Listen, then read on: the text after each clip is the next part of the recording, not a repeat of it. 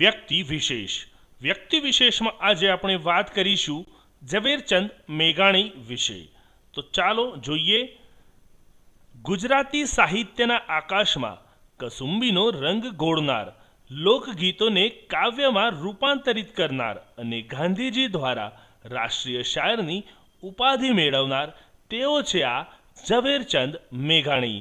હા, ઝવેરચંદ મેઘાણી બાળપણથી જ તેમને ગીત કવિતાનો ખૂબ જ શોખ હતો. ગામડાની મજલીઓમાં, મેળાઓમાં લોકગીતો તેમને ખૂબ જ આકર્ષતા હતા. તો તેમના વિશે જોઈએ તો તેમનું મૂળ નામ જોઈએ તો ઝવેરચંદ કાલિદાસ મેઘાણી તેમનું મૂળ નામ હતું. તેમનો જન્મ 28/8/1896ના રોજ થયો હતો. તેમનો જન્મ ગુજરાતના સુરેન્દ્રનગર જિલ્લાના ચોટીલા ગામમાં થયો હતો. તેમનું મૃત્યુ 9/3/1947ના રોજ થયું હતું. તેમનું વતન બગસરા જે અમરેલી જિલ્લામાં આવેલું છે. ઉપનામ જોઈએ તો તેમના ઉપનામ ઘણા બધા મળેલા છે, જેમ કે સોરઠી સાહિત્યકાર, યુગ કવિ, રાષ્ટ્રીય શાયર, વિલાપી, પહાડનું બાળક, કસુંબલ રંગનો ગાયક, સાહિત્ય યાત્રી, વિરાટ અને શાણો આ તેમના વિવિધ ઉપનામો છે. તેમના વિશે જોઈએ તો તેમની જીવનશૈલી કેવી હતી. તો મેઘાણી સાદગીના પુરુષ હતા. ગામડાની બોલી ભાષા, લોકોના દુઃખ સુખ એ જ તેમની સાહિત્યની શોભા હતી. તેઓ માનતા હતા કે સાચું સાહિત્ય એ છે જે સામાન્ય માણસની વાણી બોલે. સાથે તેમની કવિતાઓમાં માનવતા છે, સંગીત છે અને સૌથી અગત્યનું છે તેમનો રાષ્ટ્રપ્રેમ. સાહિત્ય ક્ષેત્રે તેમને વિશેષ યોગદાન આપેલું છે. તો સાહિત્ય ક્ષેત્રે આપેલ યોગદાન વિશે ચર્ચા કરીએ તો મેઘાણી લોક સાહિત્યના સાચા સંત છે. તેમણે ગામડામાં ફરીને લોકગીતો, લોકવાર્તાઓ, લોકકથાઓ એકત્ર કરીને પુસ્તક સ્વરૂપે જનતા સમક્ષ મૂકી. કાવ્યો, નવલકથાઓ, નાટકો, નિબંધો એમ કુલ 180થી પણ વધુ પુસ્તકો તેમણે જનતાને સમક્ષ મૂક્યા છે. લોક સાહિત્યના મન મોરલા તરીકે વિખ્યાત ઝવેરચંદ મેઘાણીએ લોક સાહિત્યમાં સૌથી વધુ કાર્ય કરેલ છે. ગાંધીજી લંડનમાં યોજાયેલ ગોળમેજી પરિષદ માટે જતા હતા ત્યારે તેમણે એટલે કે ઝવેરચંદ મેઘાણીએ ઝેરનો કટોરો કાવ્યની રચના કરી હતી. અને આ ઝેરનો કટોરો આ કાવ્યની રચના બદલ તેમને અંગ્રેજો દ્વારા જેલ પણ કરવામાં આવી હતી. ત્યારબાદ ગાંધીજીએ ઝવેરચંદ મેઘાણીને રાષ્ટ્રીય શાયર તરીકે પણ ઓળખાવ્યા છે. તેઓ ફૂલછાબ, સૌરાષ્ટ્ર, જન્મભૂમિ જેવા સામાયિકોમાં તંત્રી પણ રહી ચૂક્યા છે. તેમણે સાબરમતી જેલમાં કોઈનો લાડકવાયો કાવ્ય લખ્યું હતું. વર્ષ 1946માં રાજકોટમાં યોજાયેલ ગુજરાતી સાહિત્ય પરિષદના 16મા અધિવેશનના તેઓ પ્રમુખ હતા. હવે તેમનું સાહિત્ય ક્ષેત્રે સર્જનની વાત કરીએ. તેમણે કયા સર્જન કર્યા છે તો કાવ્ય સંગ્રહ. તો તેમના કાવ્ય સંગ્રહ કયા છે? વેણીના ફૂલ, કિલ્લોલ, યુગવંદના, એક તારો, બાપુના પારણા, રવિન્દ્ર વીણા, સિંધુડો. તેમના નાટક જોઈએ રાણો પ્રતાપ, રાજા રાણી, શાહજહાં, વંઠેલા આ તેમના નાટકો હતા.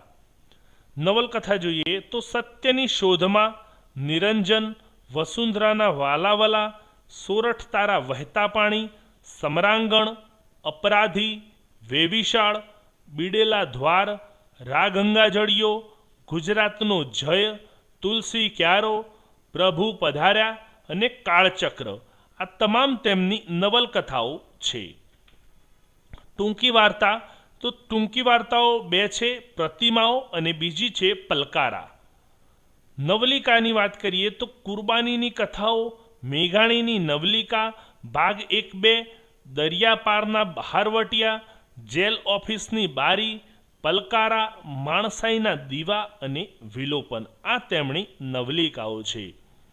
ચરિત્ર જોઈએ તો બે દેશ દીપક, ઠક્કર બાપા, મરેલાના રુધિર, અકબરની યાદમાં, આપણું ઘર, 5 વર્ષના પંખીડા, આપણા ઘરની વધુ વાતો અને દયાનંદ સરસ્વતી આ તેમના ચરિત્ર હતા.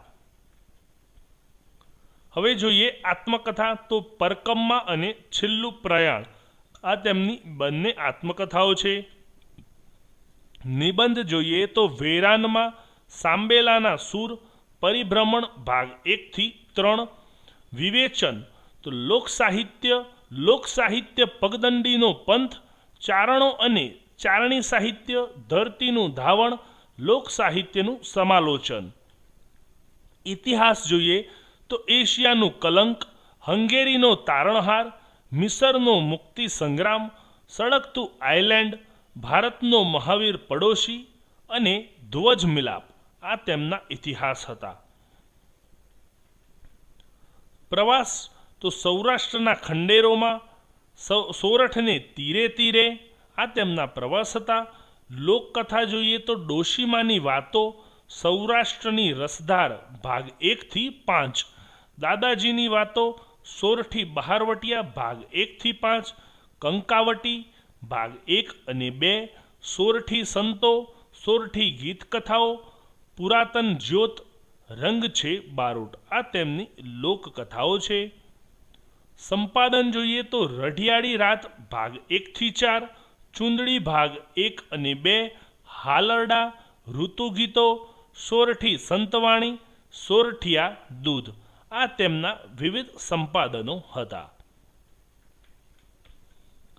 તેમને મળેલ પુરસ્કાર અને સન્માન વિશે ચર્ચા કરીએ તો વર્ષ 1946માં માણસાઈના દીવા માટે તેમને મહિડા પારિતોષિક પણ મળેલું છે.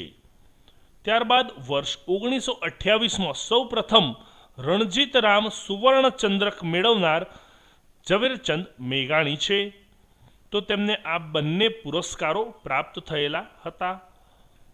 તેમની પ્રખ્યાત પંક્તિઓ જોઈએ મિત્રો તો હો રાજ મને લાગ્યો કસુંબીનો રંગ આ તેમની ખૂબ જ પ્રચલિત અને પ્રખ્યાત પંક્તિ છે. છેલ્લો કટોરો ઝેરનો આ પી જજો બાપુ આ ગાંધીજી માટે લખેલું કાવ્ય છે. રક્ત ટપકતી 100 જોડી સમરાંગણથી આવે.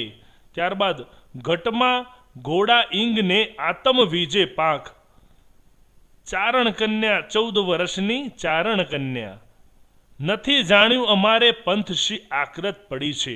આ તમામ પંક્તિઓ તેમની પ્રચલિત અને પ્રખ્યાત છે.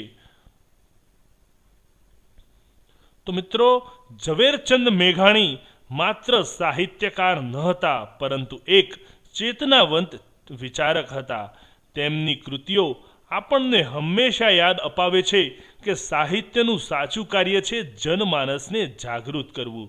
તેથી આજે પણ આપણે ગૌરવથી કહી શકીએ કે ઝવેરચંદ મેઘાણી સાચા અર્થમાં એક રાષ્ટ્રીય શાયર હતા. તો મિત્રો આજનો આ વિડીયો આપને પસંદ પડ્યો હોય તો જરૂરથી લાઈક કરશો, ચેનલને સબસ્ક્રાઈબ કરવાનું ભૂલશો નહીં.